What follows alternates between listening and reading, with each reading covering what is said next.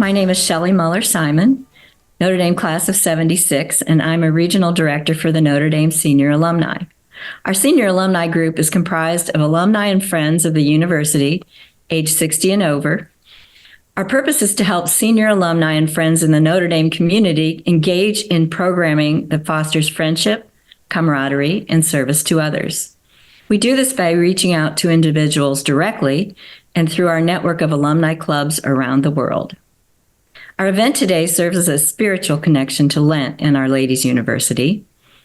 How often have you heard a reference to our Lenten journey? It may have been in an article about Lent, or perhaps a homily leading up to Ash Wednesday.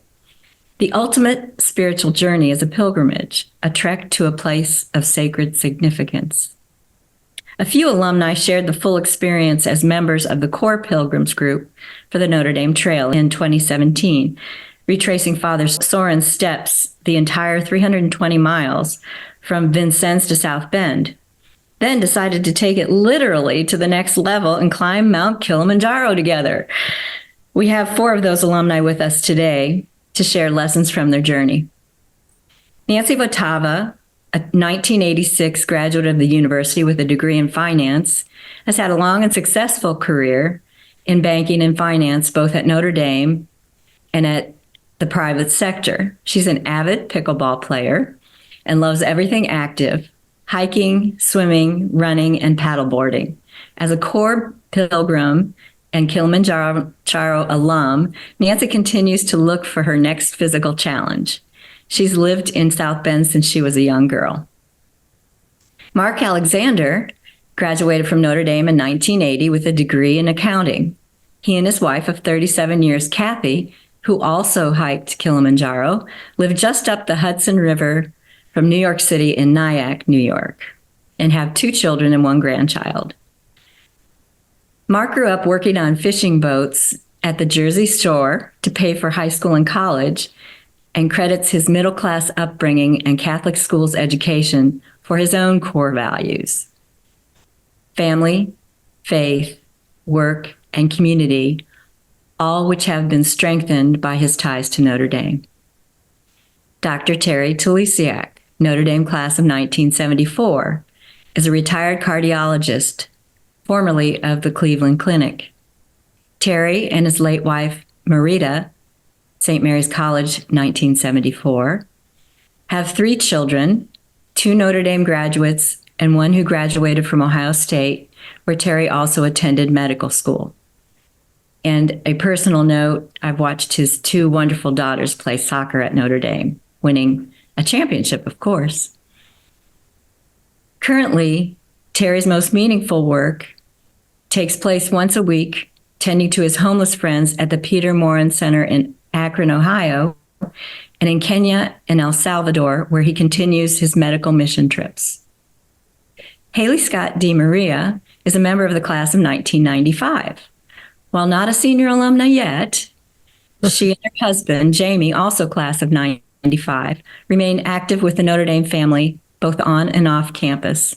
She is a recent empty nester with 2 boys in college and works as director of admissions for St. Anne's School in Annapolis, Maryland, and continues to speak and share her inspirational story of faith and triumph, having overcome paralysis as a freshman involved in the 1992 Notre Dame swim team bus accident.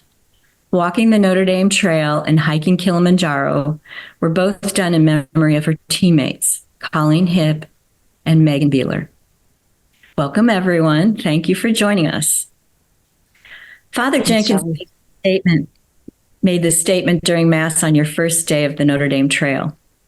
A pilgrimage is a physical journey that is at the same time a spiritual journey. Why did each one of you choose to participate in the pilgrimage? And Nancy, why don't we start with you? Well, thanks, Shelley. That's a really great comment that Father Jenkins kicked us off with on our first day.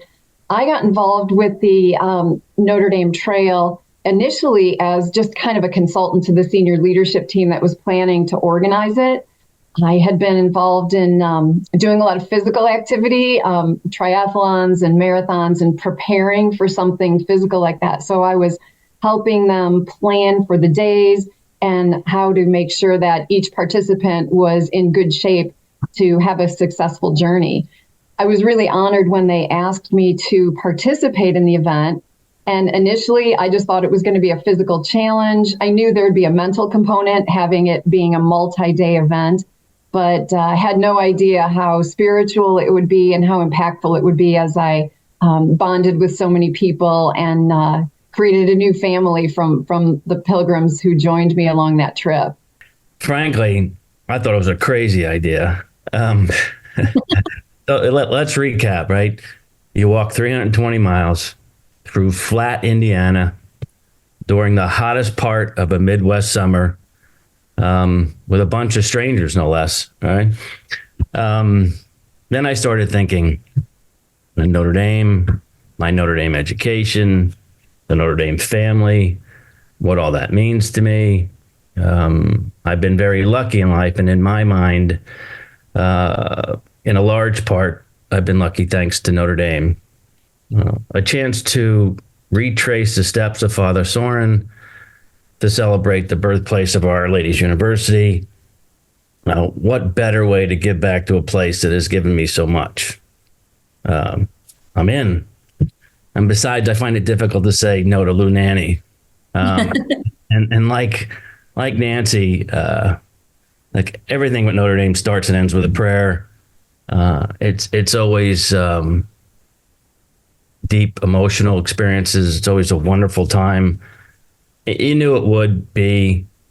What surprised me was how close we all became so quickly. It was just an amazing experience. We're just walking, but it was just so much more and so much deeper than that. Great. Thank you. Terry? Well, I learned how wonderful it was to go on a walk when back in 2016, I decided to do the Camino de Santiago and walk 600 miles and felt the need to do it after my wife passed away. We had both watched the movie The Way several years before that, which is setting is the route that we actually took in Spain. And I wasn't sure what answers I was looking for or what I was hoping to understand better about the void her passing left me with by doing the pilgrimage. But as I walked, what took 40 days, by the way, I began to recognize a comfort when I was walking alone through the beautiful countryside and the small towns with a lot of time to be able to reflect. And I also got to walk with people I met from literally all over the world who were of different faiths and beliefs.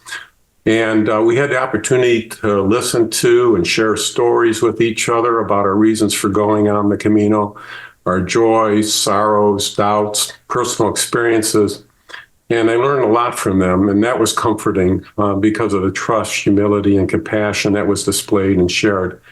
There were also things that happened along the way that might be seen as simply coincidences, but I felt they were gifted to me as signs and reassurances. So when I saw the information about the Notre Dame Trail, I wanted to do it. It was an opportunity to take another walk. Notre Dame has always felt like a second home to me, and I've always felt a sense of comfort when I go back to campus. I received a lot from Notre Dame and still am being blessed by having gone there. It's where I developed my lifelong friends and was able to receive an education that not only allowed me to pursue a career as a cardiologist, but also helped me be a better person. And most importantly, it was where I met my wife, who I shared my life with. To have the opportunity to retrace Father Sorin's steps, it was a no-brainer, and I excel at things that require no brains.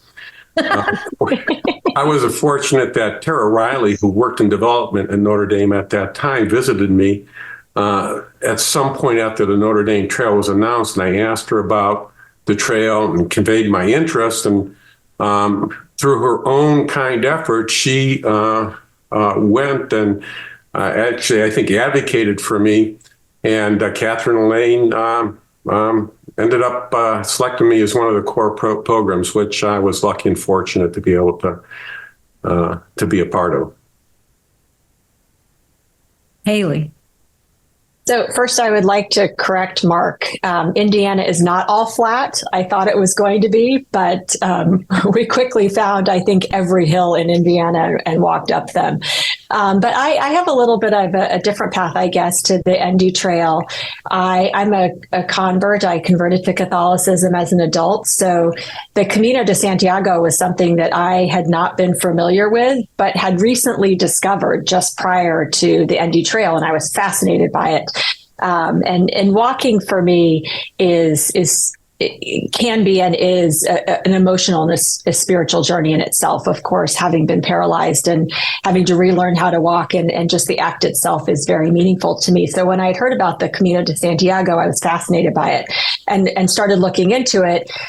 But as Terry mentioned, it was at a time in my life where I still had children at home and I couldn't take 40 days to leave and go do this. And so then I started looking into retreats that I could maybe do. I clearly was at a time in my life where I was searching for something and clearly something spiritual. So wanted to walk the Camino de Santiago, didn't have the time, was looking for a retreat to go on and couldn't necessarily find that. And then all of a sudden this information about the ND Trail comes up.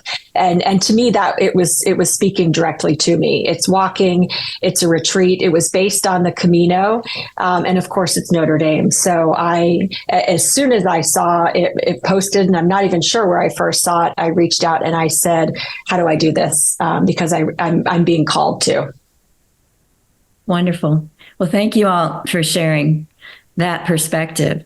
So you talked about the terrain in Indiana. When you got to South Bend, it's 719 feet above sea level. And the peak of Mount Kilimanjaro, Africa's highest freestanding mountain, I'm not telling you anything you don't know, is 19,340 feet. I heard that fellow pilgrim Father Dave said, if you can walk 300 miles, you can climb Mount Kilimanjaro. And that's exactly what you did. So how did that work out for you? Nancy, would you mind telling us how it came about? Well, that was a great story for me because I was Father Dave's bus partner when we left Notre Dame and drove down to Vincennes. So I got to know him pretty well.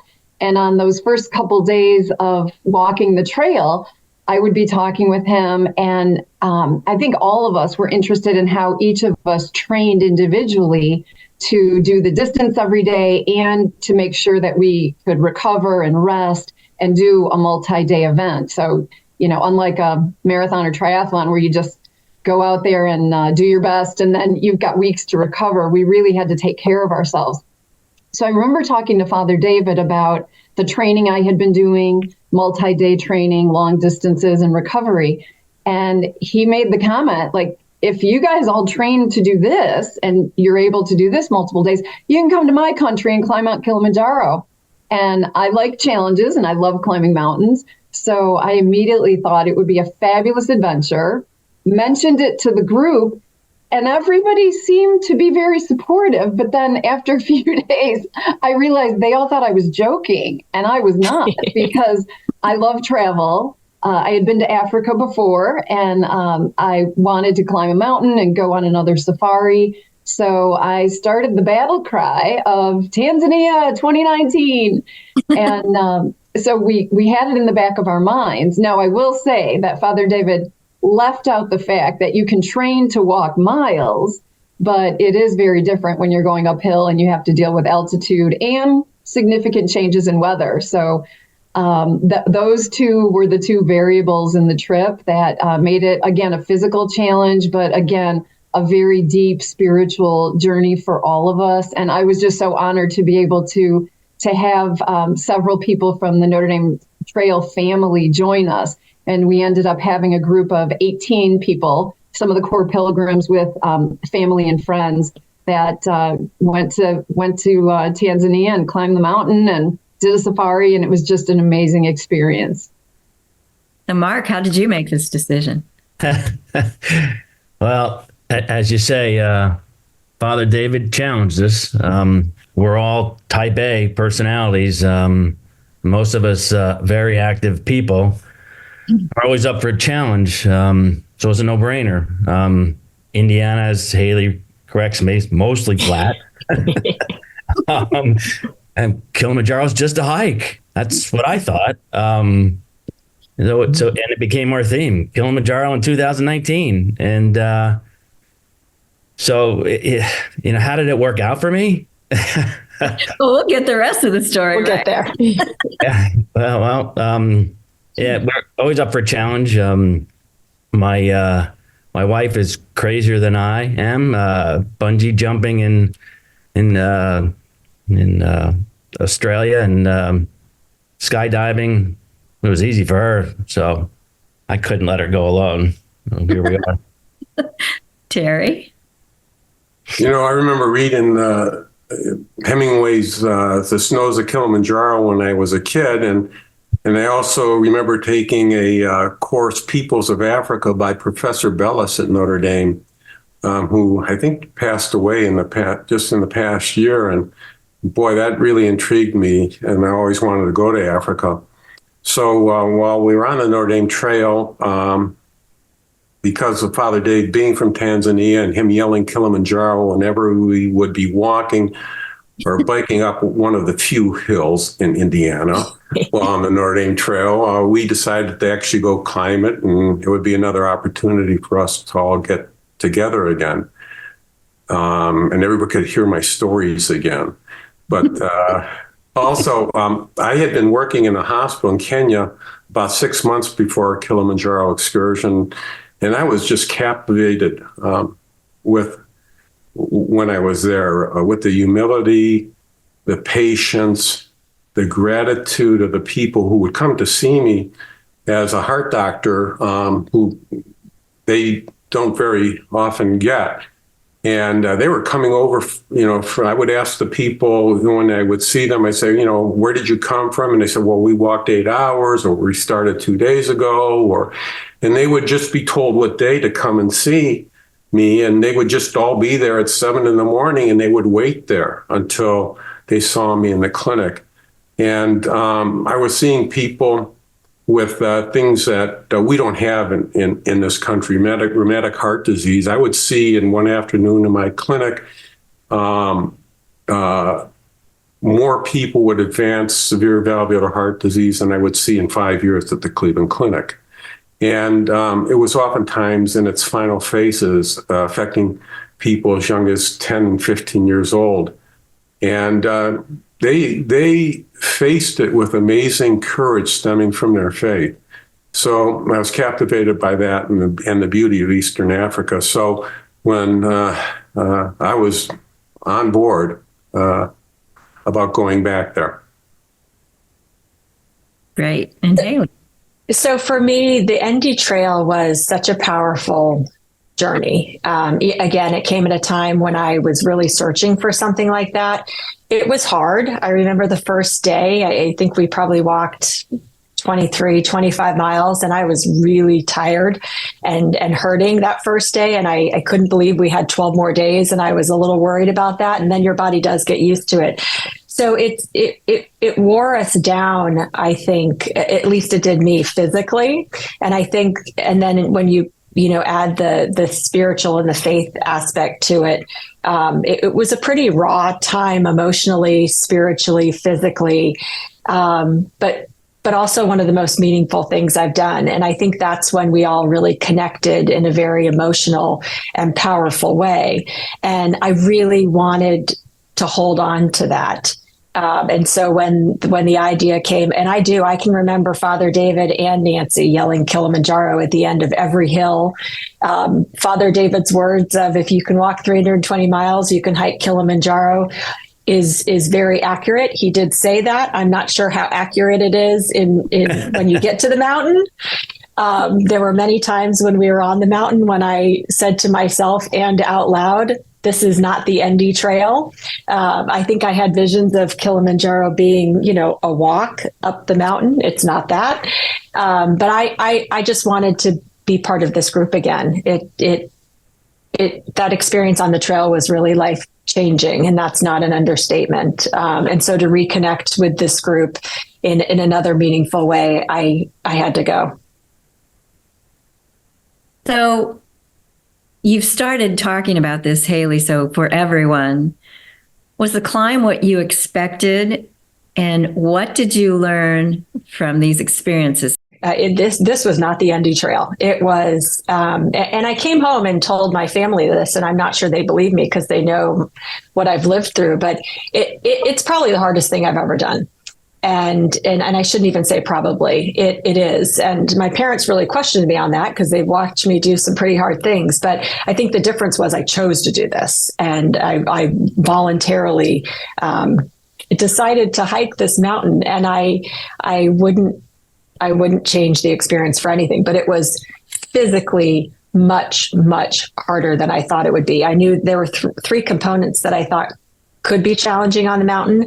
One is the physical aspect, one is the cold, and one is the altitude. And I was really worried about the cold and the altitude because you can't predict altitude sickness.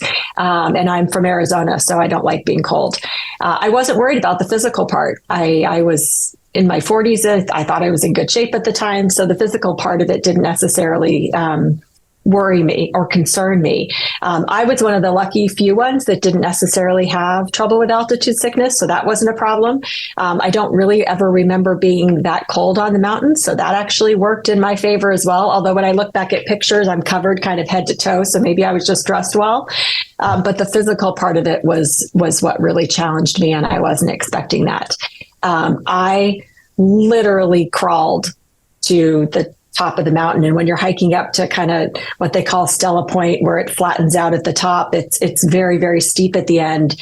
And probably the last 20, 30 yards, I couldn't stand. I literally crawled that last part to the top there. So physically, it nearly broke me. And I was not expecting that at all. Yeah, I'll definitely second the fact that it was nothing like what I expected. I had climbed some, I don't even know if I'd call them mountains, but some hills and, outside around Gatlinburg, 6,000 feet. And, it can be a little steep. But this was definitely not the walk in the park that I was envisioning. But again, I thought it would be a physical challenge. I thought it would be a great social encounter again with my Notre Dame Trail friends. But as Mark said, a lot of us are type A, so we're planners. We research the heck out of things.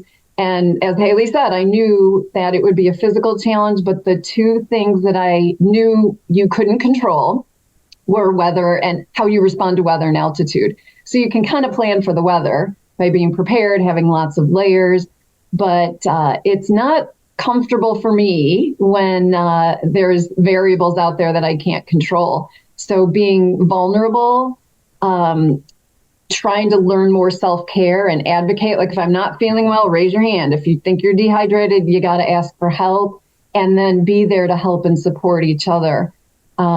So I, as much as I listened to people who had climbed the mountain, done my research, done my planning, you can train up to a certain extent, but you can't control variables. And having felt some responsibility of organizing the trip with Father David when we were on like day 3 and I got slammed in the face with altitude sickness, I was just putting so much pressure on myself. Like, I have to make it up the mountain. I organized this thing. And I literally thought I was going to die. And I remember telling our guide, he's like, Nancy, you have altitude sickness. And I'm like, no, you don't understand. I'm dying here. And, they had me rest and hydrate and chew on some raw ginger. And I'm telling you, within 15 minutes, I didn't feel nauseated anymore. I got hydrated. I got a good night's rest. And the rest of the climb, I did not experience any more altitude issues. But I just had to kind of break through that one area, like 12,000 feet. So I felt very vulnerable, but I learned a lot about self-care, asking for help when I need it, and then being there to offer assistance and help for others, which again, deepen the bonds that we have with this group, and just helping each other up the mountain and then celebrating the success to each area that we went to. And then the big celebration when we were on safari together was just, was great. So it was not quite what I expected, but then in the end, it turned out to be a lot more than I expected. Let me just give you this example real quick of summit night, because this is a group of the Notre Dame family, and we're all very close and vocal and spiritual.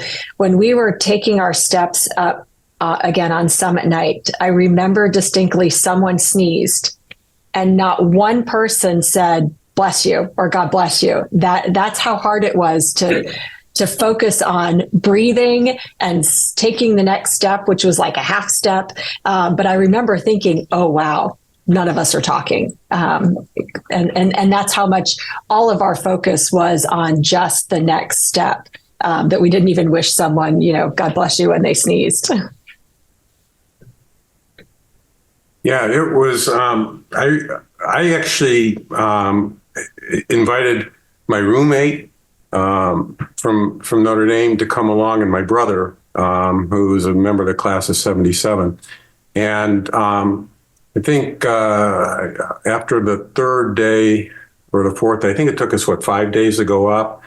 And it was supposed to be longer than that. But for some reason, the tour guide shortened it by a day or so.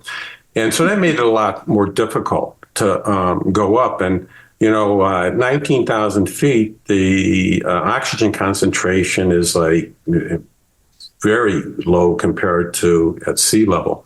So altitude sickness affects everybody to a certain extent. And, and especially that last ascent from our camp to get to the top, it's literally, you're almost taking one step, one breath. Because of that. And my roommate, after the third or fourth day, he had to go back because of significant altitude sickness. His O2 concentrations were pretty low, and he had to be assisted back down the mountain.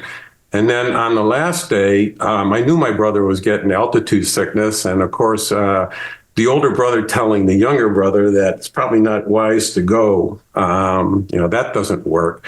And so we separated into two separate groups when we made that final ascent, and we left somewhere around midnight, I think it was. And there was one group, and then the second group left about 45 minutes after them. And I was in the second group with my brother, and about halfway up that ascent, he got pretty sick. And it took a little while for him to recover. And so the rest of the group went up, and it was just left with me and the one guide and one porter and my brother. And we were maybe about 45 minutes behind everybody then, the last group. And about 2 hours from the top, we were sitting there, and you can't control altitude sickness. And I knew my brother was, having a little bit of a problem, but we were sitting there and for a little rest, and he reached over to his pack, and it tipped over, and he lunged for it. And I was like sitting maybe 10 feet away from him. I go, he stumbled, and he started to roll down. We were on a pretty good incline, like Haley said. On the last incline was pretty steep, and just below him was the guide and the porter, and they missed him. And he bounced up in the air, and he did a somersault, and he flipped again, and I was like, oh, geez, because and then he landed on a rock, which stopped him. He ended up separating ribs from his sternum, and he went back down. So then me and the one guy, he went down with the one porter, and me and the one guy did the last hour and a half. And we were way behind everybody. And when we got up to the top, we spent a little bit of time there, but we had to get back because we were leaving from that base camp. We couldn't stay there that day. We had to go like a 5-hour hike below that camp to get to where we were supposed to stay to that night. Remember, we started around midnight, and it was leaving at 2:30 in the afternoon. The guide and I didn't get in until right before 2:30, and the mess tent was taken down. I don't think I ever felt as exhausted. We literally ran down Kilimanjaro to try to, get with everybody. And so I crawled into my tent and to get my stuff together. And then all of a sudden, Father Dave comes into the tent and says, I need to go see Mark. and I'll leave Mark to let him talk about the rest of that. But so it was an amazing experience, and it is difficult. It is difficult, but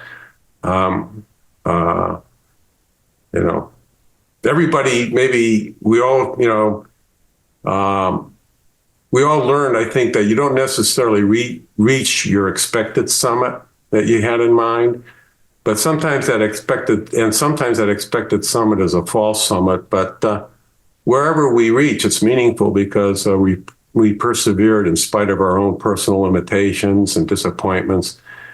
And that perseverance gets us to a true summit eventually, I think. And, I remember hearing a homily once that we don't have to be perfect in the eyes of God. We just need to persevere. And I think that's what we all did. And you get something out of that. My turn. Here we go. Yeah. Well, Terry, as you know, I asked my wife, Kathy, to join us, and we're still married. So thankfully, and I'm sure there was many a moment ascending the Mount Kilimanjaro that I was cursing Father David, because that was nothing what I expected when we were walking along mostly flat Indiana. So how did that walk? How did Kilimanjaro work out for me? Well, here goes. So on summit night, 100 meters from the top, I had what you could call a cardiac event. Other than that, it was peachy. It was a walk in the park, right? Because during this chapter in my life, I was marathoning in literally the best shape I'd ever been, and hoping to transition into triathlons. I was following in Nancy's footsteps, at least until I learned at almost 19,000 feet that I had a birth defect that I never knew about. I have a coronary artery that's 40% the size of normal.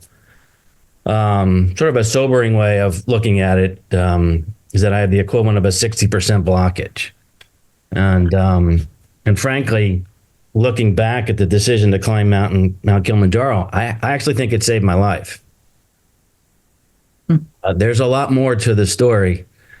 Shelley, I don't know if you wanted to ask the next question, but I could keep going. Well, I think I'd like to add that we all had a lot of physical challenges, and as Mark said, you persevere, you push through, and it's really hard for me to balance self-care with how do I push myself physically without causing any long-term damage. But one of the things that I learned from the mountain is to just do the best, and from the Notre Dame Trail, honestly, was every day do the best I can and know when enough is enough. Sometimes we all have these goals and false summits that we think we need to go to, and just have that balance of do your best every day and have faith that things are going to work out the way they're supposed to work out. And we don't always control the outcome, and be okay with the fact that maybe, on day 10 of the Notre Dame Trail, it was hot, you're dehydrated, you might have to not finish that day or get on the bus for a little bit. And again, being a type A, don't want to say no, don't want to quit person, just walking that fine balance every day, both on the trail, on the Notre Dame Trail, as well as climbing Mount Kilimanjaro, is to know when to push yourself and when to say, you know what, I did the best I could, and I'm just going to take care of myself and be happy with that success. And again, my faith and trust was really challenged. And so for me, both of those events were incredible spiritual journeys. And I will say, with all the injuries that we had, when I got to the top, I was like, what the heck did I get everyone into? So literally running down a hill to ask for help, to get water and food sent up to those who were struggling to get down the mountain, and to administer to Mark and figure out how to get him off that mountain.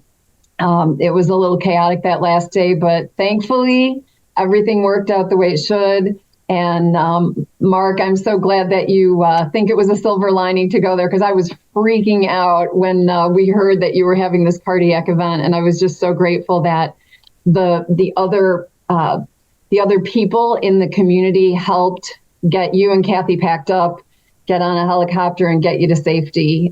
We were also concerned, but I'm so glad that you found that you have this issue with your heart, and now you can moderate your exercise going forward. And how convenient to have a cardiologist there. I remember crawling when Father Dave said, "You got to go see Mark." I crawled into a set tent, and Mark and his wife were in there, and I asked Mark what's going on, and it was pretty clear to me that he was having a unstable coronary event. And I remember Father Dave and the guide coming in and saying, "Oh, it's just altitude sickness. We'll get him down a little farther and he'll be okay." I said, "No, we really can't. Can we get a helicopter up here?" And initially they said no. And I said, "Well, there's no place to land here." And I said, "Well, can you bring a helicopter in that drops a basket to get him off, because he can't walk down." And eventually he found a place to land the helicopter, about 1,000 meters from where he was. So I think he was assisted to get over there. And it really is that Notre Dame Trail, and climbing Kilimanjaro is a lot like life. There's always a lot of ups and downs and twists and turns. But a lot of times, the destination is more than we ever imagined, for a lot of different reasons. I think one of the things, real quick, Shelley, sorry, that I took away from this was just the reinforcement of understanding that you don't get anywhere by yourself. And all of our accomplishments and anything we do in life, it's so much better when you share it with someone, but we also don't ever accomplish anything significant without the help of one another. And I know that I wouldn't have been able to do what I did on the mountain if I didn't have this group that I was with, because it was hard. So for me, it was just that reaffirmation that we're called to give to others, but also to be part of something greater than just us. And you've reinforced what Father Jenkins said in his 2014 baccalaureate mass. One of his quotes was, "In literature and life, travel often changes the travelers. Travel opens up new perspectives, affords new experiences, and calls into question certain assumptions so that it can change your life. On a trip, we begin by simply changing our geographical position, but it can end up changing our soul." So to think about this further in terms of our Lenten journey, and as you reflect on your journeys, the trail and Kilimanjaro, how did this affect your soul, and how was your faith impacted by your experiences? Shelley, if I can go, because I said at the outset, when you first asked me to join this discussion, to have these other three on here,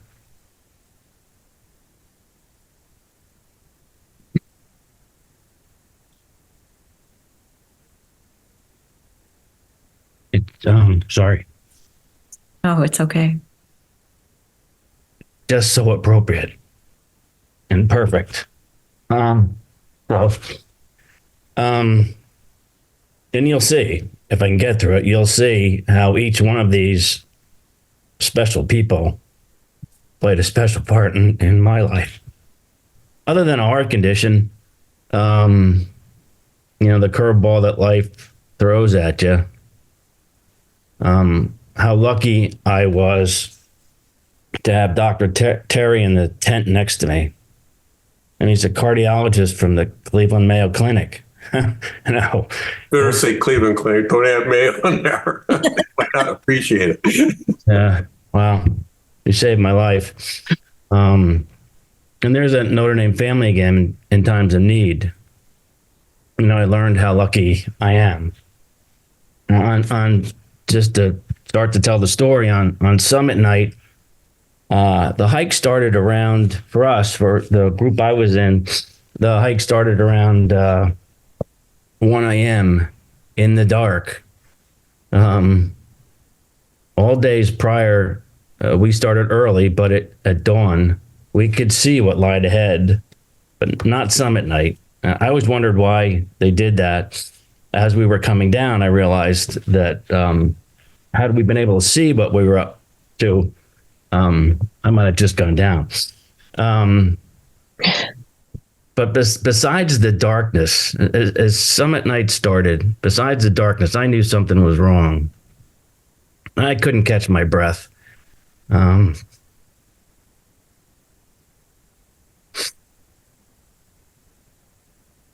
Sorry. Everything, like now, is moving in slow motion. I was, like now, just disorienting. Everything was. And it never got any better.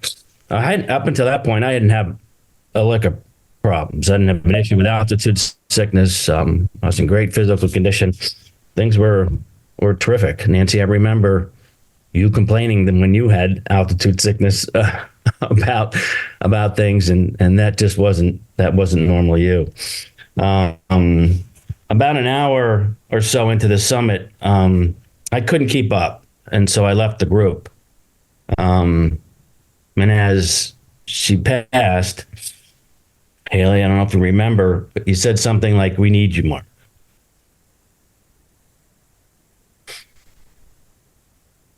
We do need you. Yeah, thanks. Just a powerful message, and I was determined to finish or at least survive, whatever. So I actually continued. I followed the group with my own guide.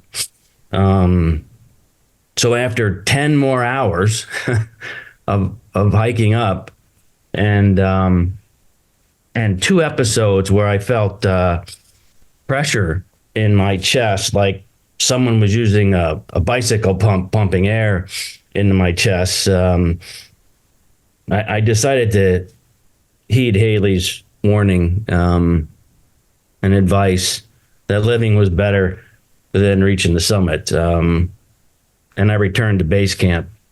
I think I reached the summit. I was 100 meters from the top.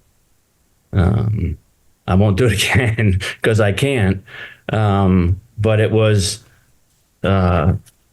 certainly the right choice. As type A as we all are, and stubborn as I can be, and determined, I wasn't going to stop. But it did feel like an eternity. And thinking back about it, it was not a wise decision. And I finally woke up to Haley's warning. And when I got back to camp, they said the rest of the group who had somebody arrived back at camp about only an hour after I did. And Terry's in the tent right next to us. They're not very thick walls, and I could hear him. I said, "Terry, I need to see. I don't feel well." And in a matter of minutes, he almost immediately diagnosed what the problem was. Thank God he did. And I was forced to, since then, change my lifestyle. I didn't have a choice. I had to relearn what my body could handle. I've never had a symptom since. But probably because of this decision to climb Kilimanjaro and this experience, that's probably why I've learned to live with it. It's not an impediment. It's I've always felt I've been lucky in life, and I certainly knew that for sure at that point. The pilgrimage and I think in Mount Kilimanjaro made me more determined to continue to make a difference in the world any way I can. I've always believed that things happen for a reason. Boy, this was evidence of that. And, it's how we react to those experiences Look what Haley did in 1992. Just as inspirational as it gets, frankly. We have a choice to become victims and wallow in our own pity, or do we get back up and fight harder? I know what this group's going to do. So I obviously decided to fight, and besides, these three wouldn't let me do anything different. And Mark, can we just give a shout out to your wife, Kathy, because I know she has really tough knee problems, and she was a trooper coming down that mountain. I know she was anxious to get to you. She did make it to the top. But I was inspired by watching others who physically were suffering as well. You know, for some of us going up was tough. For some of us coming down was tough. And she was a real trooper. So shout out to Kathy. That's nice of you to say, Haley. I got to tell you, because I felt bad for her. Y'all had just summited, and when she got down to the tent, her face looked like it was burnt off, because you go from, the weather changes almost 100 degrees. It's from, you start at almost 0 degrees, and on the way down, that's why you start at midnight, because it would be too hot otherwise. And so on the way down, you're shedding layers, and it's now 90 degrees, direct sunlight, and Kath's lips were swollen, her eyes were swollen. It didn't look like a successful summit, but and she was exhausted. And I then throw at her, I don't feel good. and she had to deal with that. We had, as Terry said, I got carried to the helicopter. She was running after packing a backpack. And frankly, we were lucky once. It was a lot easier on a helicopter getting down than what you all had to experience. But thanks for that. Yeah, she's a special person, and she'll be the first one to tell you that was not a typical Notre Dame trip. Nope. Yeah, well, she was a trooper, because Mark, when you made the very wise decision to turn and go down, she was really torn between going with you to make sure you were okay, and should she go up the mountain. And, you know, we were all trying to help her make the decision she felt comfortable with. And when she decided to keep going, we just took her under our wing and made her part of the group, and tried to keep what little conversation we could do going to inspire each other to go up. But it was hard, because, as Haley said, you're taking little half steps, trying to just breathe. And there was not a lot of conversation going up. So just, you know, patting people on the back, and any kind of inspiration to bond and support each other. But she was amazing. Yeah, I remember we had a pact. We either both make it or we both don't. And it was probably the thing that worried me the most. But when I was having problems after what we had all been through, yeah, I just thought it wouldn't be fair that she didn't continue. So we had a private little chat, you know, after that first hour, and I'm glad she decided to continue. Well, and I think your situation aside, Mark, because I don't want to make light of that, but just in general, all of us, we were kind of a hot mess. You know, our group collectively as a whole, starting with day 2, we had members of our group peeling off the mountain and heading back down. You know, some of us, some members of our group, you know, left after day 2, after day 3, after day 4.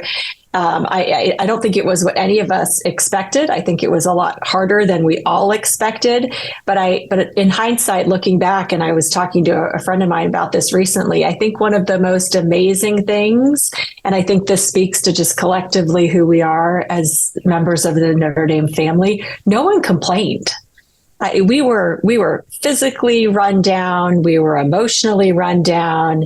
We were at altitude, which heightens emotions anyway, but I don't remember anyone complaining. As hard as it was, we just collectively pushed through to whatever that meant for us, which I think is pretty remarkable for how hard it was, and really kind of a mess we were.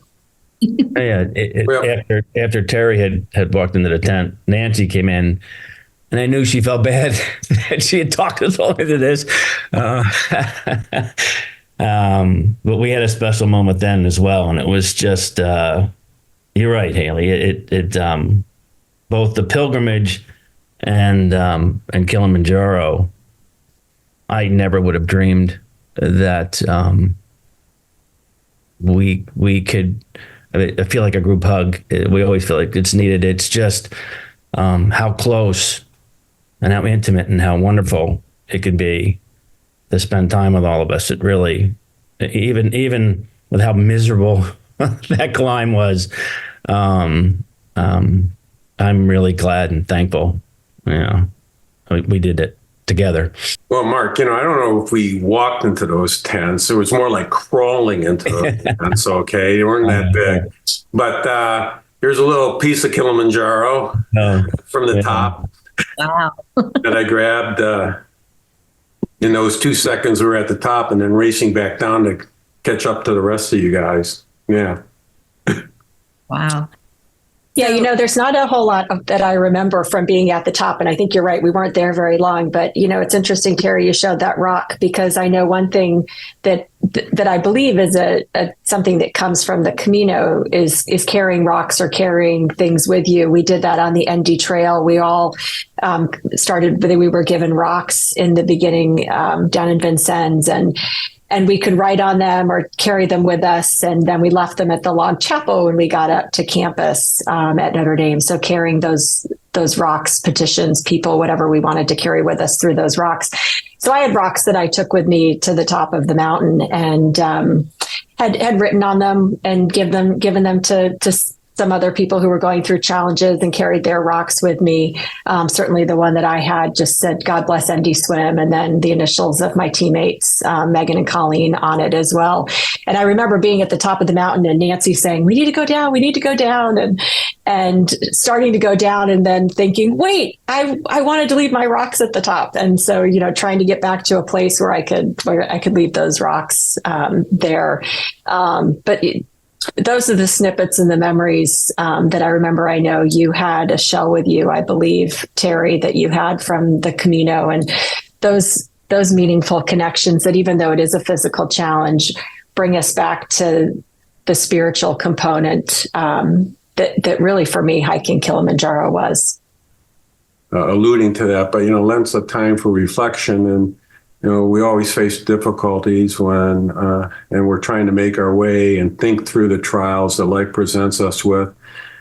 And as we try to anticipate what's ahead of us, we oftentimes feel anxiety, doubt, loss, and the way ahead may seem very steep. And we all have those times of doubt, or the dark night of the soul that John of the Cross talked of, and Mother Teresa apparently went through, and even Jesus experienced while on the cross. But in the hardships, I think if we all stay grateful and we maintain our trust in God, or the goodness in that is present in the natural world around us and others, you can get a peace that can calm your fears and clear your mind, I think. And I think that's what we all kind of experienced as we were going through all this. And again, we don't have to be perfect. Things aren't going to be perfect. We just have to persevere and be thankful for the blessings we have right then and there, and not worry about maybe what's ahead. Yeah, I look back on both the Notre Dame Trail and the Kilimanjaro trip when I'm anxious or worried about a challenge that's in front of me or going through a dark time. And I'm like, I can't believe I walked 320 miles and I climbed Mount Kilimanjaro. And sometimes we don't feel that we're strong or brave. And when I reflect back on those experiences, I'm like, I'm a lot tougher than I thought. And as Haley mentioned too, we don't do anything alone. So ask for help, reach out for help. And, if you are resilient and brave and have great people around you, you can climb mountains. And really well said, Terry and Nancy. It's amazing what you can deal with when you put your mind to it. all these little aches and pains, and even if you have an itch, you can think your way right through it, and deal with adversity. It just makes you that much mentally tougher. So as you all think about continuing your journey and your pilgrimage, what's next for each one of you? Well, I don't know. I haven't started any of these, have I? No. All right, so I'll start this one. I'm going to be going to El Salvador here in about 2 months to go on a medical mission with St. Dominic's Parish here in Shaker Heights, and we go down there twice a year and see about 250 patients a day. There's like 4 docs, a couple nurse practitioners, and a pharmacist, and that's always an amazing experience. Again, you get back about 50,000 times more than what you give.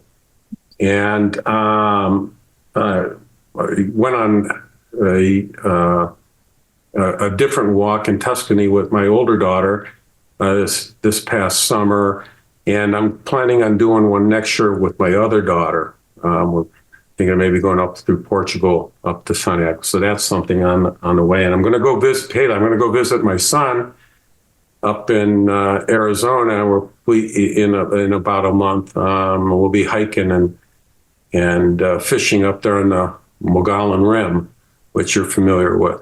Mm-hmm. So those are some of the things that I'm going to be looking forward to. Sure. Well, I've have this deep love for travel because, as you mentioned with Father Jenkins, travel changes people down to your soul. So for me, traveling outside of what I'm used to here in the Midwest is always just enlightening and expanding for my mind, seeing how other people live, experiencing, the beauty and nature of countrysides. And, from looking at a mountaintop to, the animals and on the safari. So for me, travel is very peaceful and calming, but also a growing and learning experience. And being able to share those travel experiences and memories with friends and family that are important, it makes my strength, it strengthens my faith in the world and people. It really connects me with people and shows me that we're all pretty much the same deep down, even though we have, differences in opinion or cultural or traditions. And so, I like to do things that bring me joy. I'm getting back into scuba diving now that the pandemic is over. So looking forward to having more adventures under the water, climbing mountains, and certainly look forward to reunions on campus or another travel group with our friends from the Notre Dame Trail because again, we shared such amazing experiences for survival, both on the trail and climbing Mount Kilimanjaro. I can't wait to do it again with this group and the rest of our core pilgrims. Yeah, as Nancy reminded when we first jumped on this Zoom, after Tanzania, I had said I would plan the next trip. And then, of course, 2020 and COVID hit. So we need to circle back to that and figure out what our next adventure is. When we came off the mountain, my husband was there. He didn't hike with us, but he met us for safari. And the first thing I said to him when I saw him was, if I ever want to climb Kilimanjaro again, don't let me. I think it's a little bit like childbirth. Right afterwards, you're like, never again. And now, of course, I want to go back. I would love to go back and hike it again. I learned a lot from it, but I also think there's a lot more I still have to learn. So that's TBD because I'm not sure my family would be really excited for me to do that again. I think they heard me. I think they took to heart, don't let me do it again. I also at some point will go walk the Camino de Santiago, and I've started looking into the different routes and routes that they have. But that is definitely something that I would like to do sooner than later. So I don't know if that's what our next pilgrim trip will be, but we've talked about doing something more in the United States, but we'll see. But I am always looking for that next adventure because it does make you think, and it does change you. Oh, sign me up for the Camino, Haley. I'll definitely go with you. I think Father Dave has climbed Kilimanjaro twice since we did it too. Mm-hmm. Yeah, he did. If I could, I would do it again. I can't believe I'm saying it, but if I could, I would. my wife Kathy and I are enjoying a new grandchild, so our first. So that is a pleasure, and we haven't slowed down. And on this whole group, none of us are going to slow down for a minute because, as we've seen, life is too precious and too short. I've been in the last decade or so been absorbed in philanthropic work, and my latest venture is to make a difference in a small town in Idaho, where we take historic buildings that have been neglected and run down, rebuild them, revitalize them, bring back the architecture and preserve and display the craftsmanship. That is an attempt to revitalize a small downtown in the Northwest and to make a difference and not to change it, but to improve the quality of life and frankly preserve the American history that's so rich in that part of the country. So that's very rewarding, not very profitable, but very rewarding. But I'm hesitating because with this group, every chance we can get together is a blessing. So I look forward to those encounters. Well, Haley, Nancy, Mark, and Terry, you've been delightful. And thank you for giving us a peek into your journey. Thank you for your willingness to share your personal stories today. The insights and lessons you shared from your journeys helped us identify our own challenges, our metaphorical mountains to climb, paths to travel. We appreciate your taking the time and sharing your thoughts. I wish we could have made this 2 hours long, but thank you very much. Welcome. You're welcome. Great to be here. We are grateful to our speakers for their time, open hearts, and open dialogue. I also want to thank our Notre Dame partners who helped make this event happen. Mary Prebis and Angeline Johnson at the Notre Dame Alumni Association, and the talented folks at ND Studios, Callie Stern and her team. And thank you for taking the time to watch Lessons from the Journey.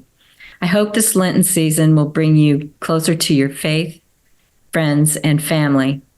As a final thought, I'd like to share a quote on faith from Reverend Theodore Hesburgh, 15th President of the University of Notre Dame.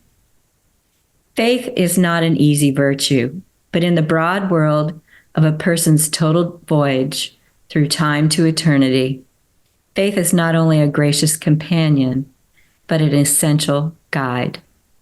God bless and go Irish.